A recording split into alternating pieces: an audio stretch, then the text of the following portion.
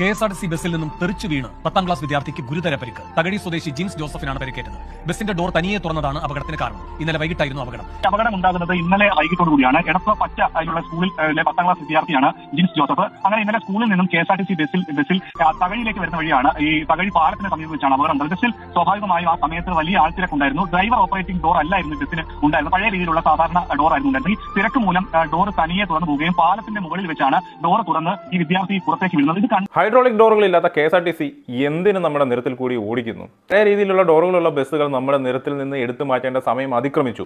ഈ KSRTCയുടെ ഡോർ തുറന്നു പോയിട്ടുള്ളത് കാലപ്പഴക്കം കാരണം ആ ഡോറിന്റെ ലോക്കിംഗ് സിസ്റ്റം ലൂസ് ആയതാണ്. അതുകൊണ്ട് മാത്രമാണ് ആ ഡോർ തുറന്നു പോയത്. ഇവിടെ ഒരു റോബിൻ ബസിന്റെ വിഷയമൊക്കെ ഉണ്ടായി നിങ്ങൾ അറിഞ്ഞു കാണുമല്ലോ. ബസ് വെളുപ്പാങ്കാലം തോടുമ്പോൾ അതിന്റെ അടിയിൽ വരെ കയറി കാര്യങ്ങൾ പരിശോധിക്കുന്ന മോട്ടോർ വെഹിക്കിൾ ഡിപ്പാർട്ട്മെന്റ് ഉദ്യോഗസ്ഥരെ നമുക്ക് ഇവിടെ കാണാൻ സാധിച്ചു. ടയർ എന്തോ മുട്ടയാണെന്നോ എവിടെ സ്ക്രൂ അഴിഞ്ഞിരിപ്പുണ്ടെന്നോ ഒക്കെ പറഞ്ഞുകൊണ്ട് ഫൈൻ ഇട്ടു എന്നൊക്കെ പറയുന്നത് കിട്ടും. ആ ഒരു സൂക്ഷ്മത പോലും എന്തുകൊണ്ട് KSRTC